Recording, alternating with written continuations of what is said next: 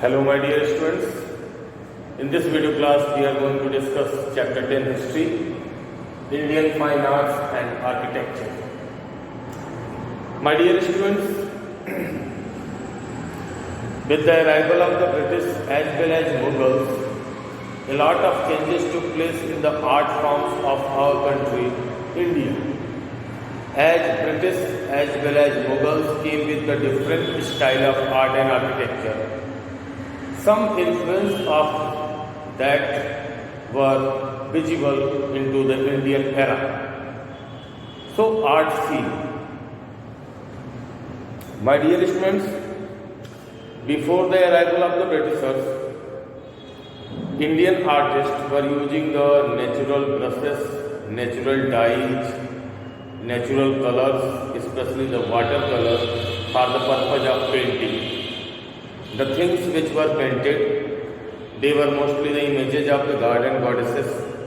Besides that, some important events like the battles and the victories. But as Britishers came to India and they came from the another region, when they arrived in India, the flora and fauna which was present over here, means plants and animals, that were totally different. So they wanted to get paintings of these places so that they can show it to their native peoples. Besides that, they also wanted to show their people about the land on which they were ruling and how lavish or authority-like life they were living. At that time, there was not the invention of the photography. So, they have to be dependent on the Indian artist. Indian artists draw the plants and animals, their majestic lifestyle, as well as many other things which they carry to their homes. At that time in India, among the Nawabs and kings, this was a tradition that they were making their portraits with the help of the painters. Britishers also adopted this style. As they adopted this style, in that style, they were shown as the majestic one, holding their national flags and living in a victorious mode. Some of the Indian Nawabs and kings also copied their style. They were showing themselves superior, but their victory and supremacy was not for the long time. As Britishers came to India, the artists and the painters which were within India, they were unable to fulfill their needs. So two brothers were there, Thomas Daniel and William Daniel. They were collectively known as the Daniel brothers. They brought European style of realism in the Indian paintings. They were mastered in the oil color and they followed the special type of style of the painting by which things or portraits which were painted, they were looking absolutely real. The paintings which were made by these individuals, that paintings came to be known as the company paintings. In their paintings, they draw the palaces, forts, marketplaces, river ghats, as well as beautiful landscapes of the Himalayas and other regions of our country, India. Till the 19th century, in our country, there was Bengali School of Art only. In the Bengali School of Art also, paintings of the gods and goddesses as well as some scenes of the court were painted. Later on, in the Kali Ghat region of Calcutta, a new type of painting style emerged. That's why it came to be known as the Kali Ghat School of Painting. The painters who were here, they were using the natural several brushes and dyes. Brushes were mainly made up of the squirrel tree and shoot of some plants which were found into the local by area. They were using the dye from the plants and different type of leaves, and the paintings which were made that were on the very cheap paper, and sometimes paintings were also made on the scrolls, means on the clothes. They were migrating from place to place, and as a result of that they were selling their paintings to the nearby travelers and other individuals. Slowly, this painting was replaced by the invention of the photography. As photography came, it became possible as well as quick to take the events photograph very quickly. But then also Britishers were interested in the flourishing of the art into the India. That's why they opened the Calcutta School of Art and many more institutions in which main subject was art.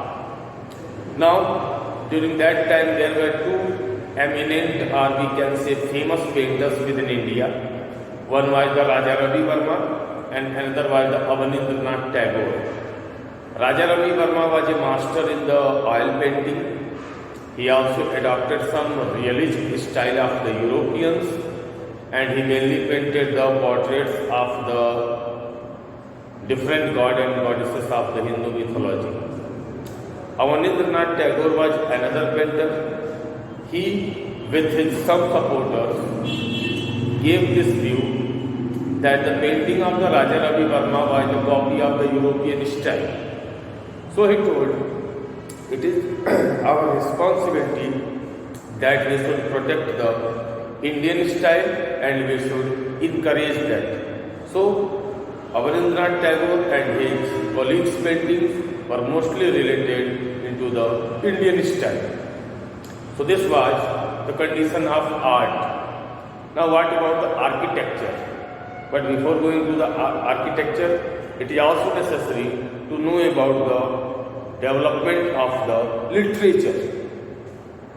As Britishers came to India, during that time very few schools, or we can say very few pathshalas and madrasas were there.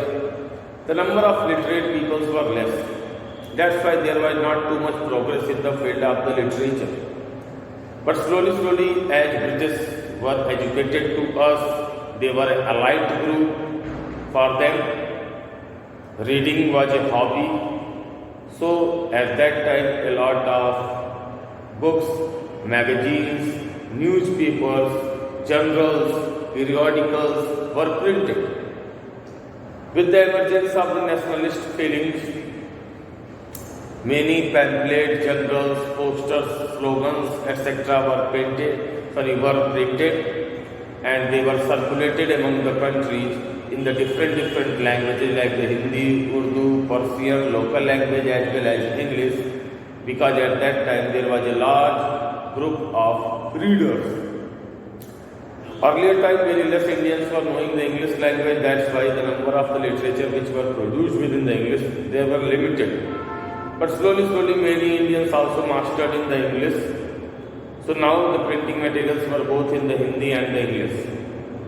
Besides that, during the 1857, the first war of the revolt, these printing materials encouraged the people about the nationalist feeling, as well as people came to know that what happened, which were the areas influenced in the 1857 revolution, and who were the important leaders who led a victorious mode or who led a struggle mode during that revolution.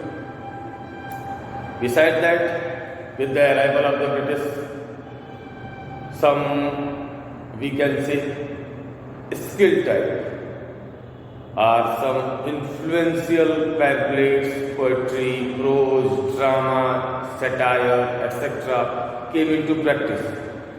and these were mostly written in the English and the Hindi, Urdu and the Persian.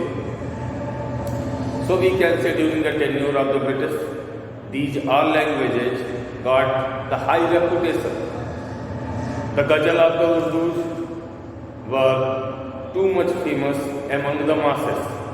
Besides that, the epic scenes of the Ramayana, the Dohas, Chaupais, etc. also got a lot of popularity among the Indian masses.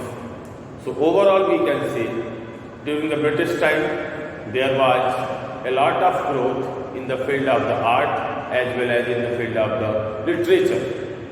Now about the architecture, about the dance forms, we shall discuss in the next video class.